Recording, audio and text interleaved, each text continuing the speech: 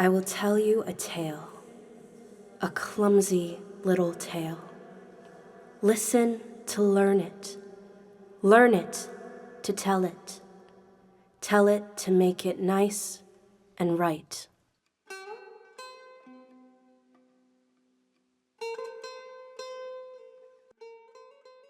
Not once upon a time, nor a long time ago, but right now, in our time, there is a woman. Not on Mars or on Venus, but right on Earth, there is a young woman.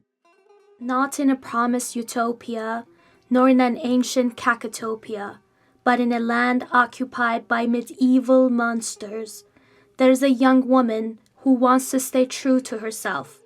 Her name is Roya. It means dream.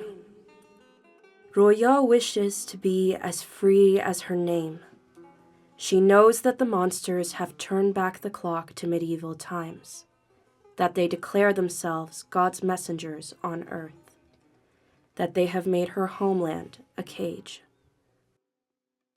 But she also knows that dreams are birds of no cage. One day, Roya goes out for a walk on the streets of Tehran, with no headscarf covering her hair, and in a short-sleeved shirt and a long skirt. At this point, she shares a photo of herself on social media. The other day, Roya paid the price of disobedience, her defiance of the hijab laws. She is detained and sentenced to 74 lashes. And then what happens? Does Roya stand up for herself? Does she remain as free as her dreams? I leave the rest of the tale to you. You will go on with Roya's tale. I will tell you another.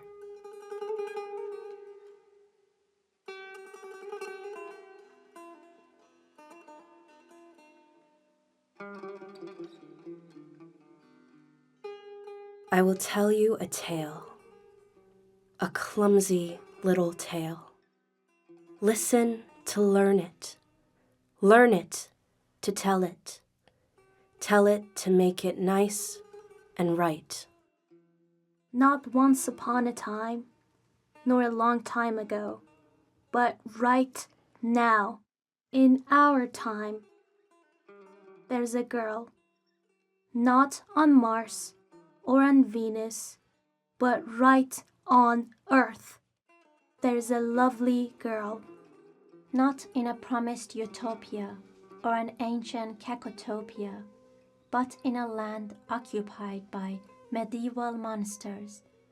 There is a lovely girl with big, bright eyes and a pale smile.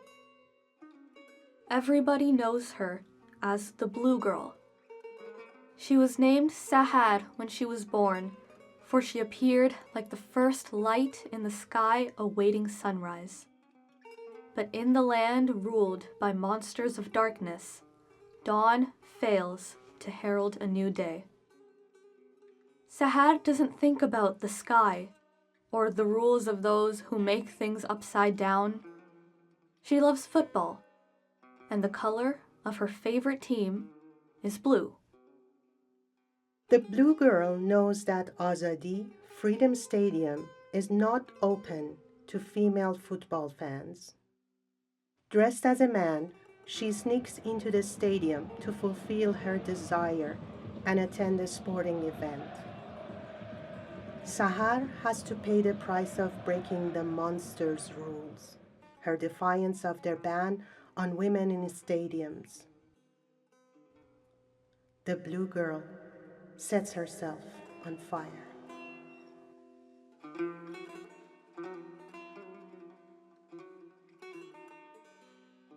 And then what happens?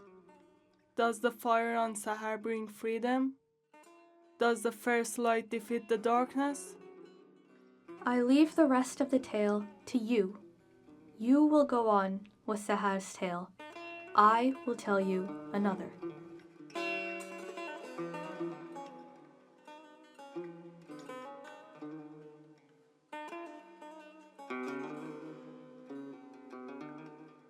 I will tell you a tale, a clumsy little tale. Listen to learn it to tell it to make it nice and right.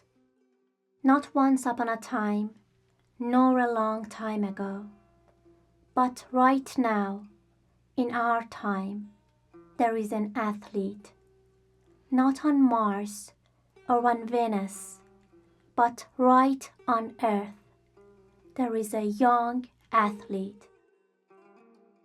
Not in a promised utopia or an ancient cacotopia, but in a land occupied by medieval monsters, there is a young athlete named Niloufar. She loves sports and keeps pursuing her dreams. A daughter of a goalkeeper, Niloufar works hard to be the captain of the women's national football team. She also plays in the women's national futsal team as the captain. A soccer star, a champion, a head coach, Niloufar is a role model for numerous girls. However, Niloufar misses a major international sports event just because she is a woman. She is prohibited from leaving the country due to a travel ban imposed by her husband. Niloufar has not the right to obtain a passport and travel abroad without her husband's permission. Fathers and husbands are the guardians of women. That's the rule of monsters of the age of ignorance. And then what happens? Does Niloufar fight for her rights? Does the champion defeat the ignorance? I leave the rest of the tale to you. You will go on with Niloufar's tale. I will tell you another.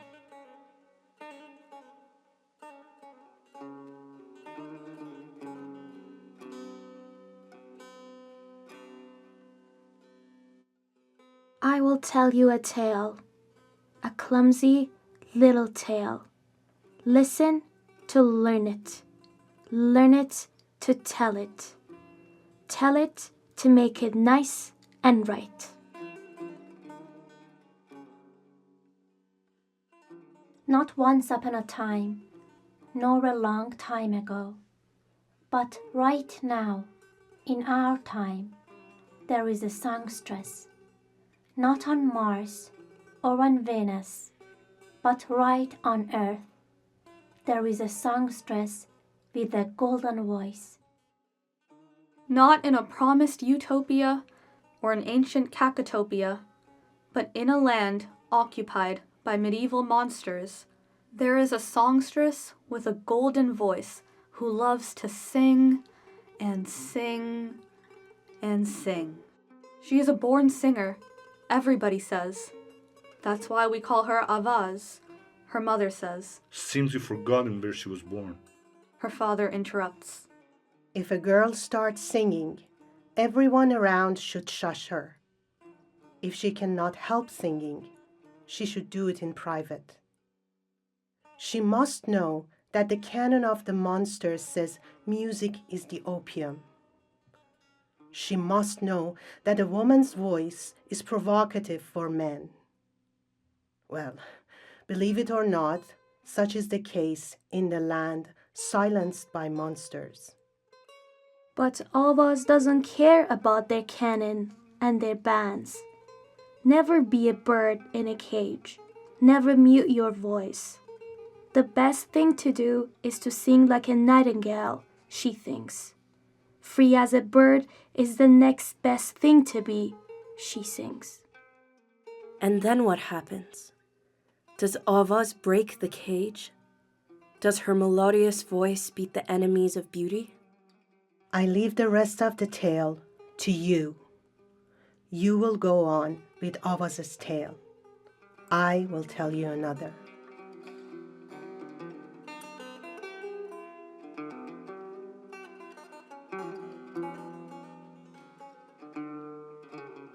I will tell you a tale, a clumsy little tale. Listen to learn it to tell it Tell it to make it nice and right. Not once upon a time, nor a long time ago, but right now, in our time, there is a woman. Not on Mars or on Venus, but right on Earth, there is a helpless woman. Not in a promised utopia or an ancient cacotopia, but in a land occupied by medieval monsters, there is a helpless woman whose name is Kaneez. Kaneez never liked her name, for it means female servant. She lives up to her name, though. After all, as a wife, she's her husband's captive. The holy rules of the monsters make the husband her guardian. He can have multiple wives, permanent or temporary. She needs his permission even to leave the house. He can divorce her for many reasons. She must fulfill the duties of a wife. He may get a divorce by declaring it verbally. She has to get a divorce in court with a judge's order. He has the right to prevent her employment. She has to reside where he decides to live. He may ban her from traveling abroad. She may have the custody of her children under 7 years of age after divorce. She will lose it if she remarries, though. And then what happens? Does Kaneez liberate herself? Does she overcome domination? I leave the rest of the tale to you. You will go on with Kaneez's tale. I will tell you another.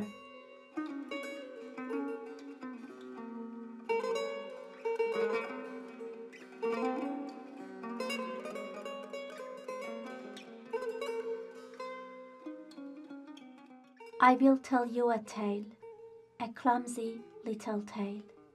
Listen to learn it to tell it to make it nice and right. Not once upon a time, nor a long time ago, but right now, in our time, there is a girl, not on Mars or on Venus, but right on Earth. There's a teen girl. Not in a promised utopia or an ancient cacotopia, but in a land occupied by medieval monsters, there is a 13-year-old girl with a cheerful smile and a beautiful name. Romina, like all teenage girls, wishes to find her Prince Charming. When she finds him, she elopes with him to live happily ever after. But the life of Romina is not a fairy tale, and the beast at home is obsessed with family honor. Romina's father is her guardian, according to the legal code of monsters. So he files complaint against his daughter and her lover. The court hands her back to her father, despite all her pleas for help. He's temperamental. He would kill me for my disobedience. Romina says so, crying in vain. You stain the family honor, and you deserve death. Romina's father says to her. He believes he is obliged to clear his honor, and he knows that the system has a lax attitude towards femicide. The honor killing is a tradition that is hardly punished under monsters' rule. The blood money for a woman is half of that for a man. Thus, the father picks up a sickle at midnight, and the daughter is beheaded in her sleep.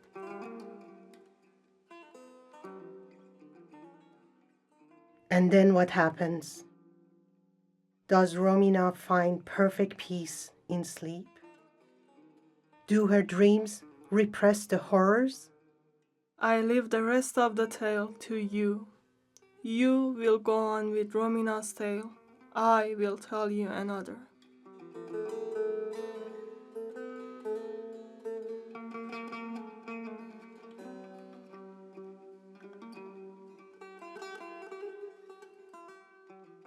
I will tell you a tale, a clumsy little tale.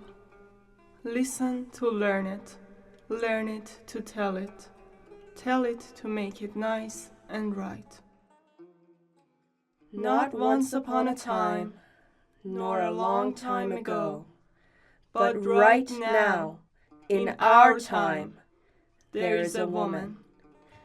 Not on Mars or on Venus, but right on Earth, there is a disempowered woman. Not in a promised utopia or an ancient cacotopia, but in a land occupied by medieval monsters, there is a disempowered woman who is called she. She may have 10,000 names, 10,000 faces, but not 10,000 questions. She has only one simple question. Does anybody see my plight? She has to wear hijab at age 6 to attend grade 1. She is obliged to follow religious practices and gains penal responsibility at age 9. She is eligible to marry at age 13 and may be forced to marry sooner up to her guardian's discretion. She has to get her guardian's permission to obtain a passport and travel abroad.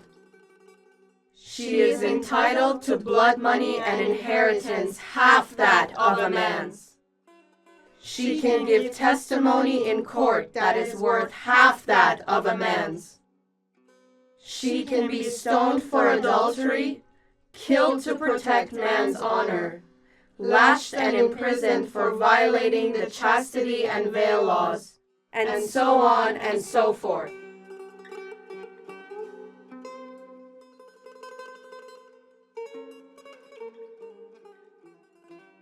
But then what happens?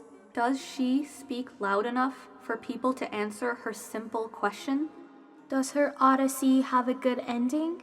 I leave the rest of the tale to you. You will go on with 10,000 tales of all who are just like she. I will listen to you to keep myself up.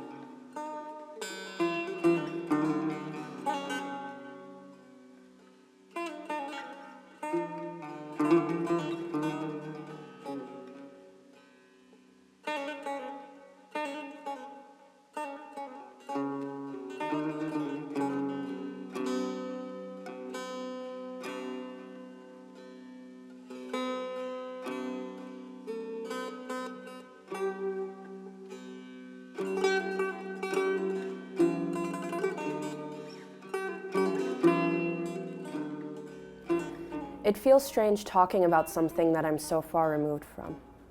I'm privileged to live a life in Canada where I don't have to think about what's going on in my home country. But it's hard not to imagine what it would be like to interact with her, to do makeup with her, to pick out our outfits over FaceTime or in person, to talk about boys we like or the newest cafe with the best drinks. It feels weird knowing that the stuff I can do here without even giving it a second thought, she was punished for. In that same sentence, it feels good knowing that I can talk about it, knowing that I can use my privilege to spread awareness about something that not everybody knows about. Even though my body is far, my heart's never been closer to home. I had heard before, like, oh, it's pretty bad over there, but I had never heard any specific stories until Sahar's. And when I heard that, like, I could not believe that that was a thing that happened. And then I found out that it was 6 years ago. This happened in 2019. It really is right now in our time.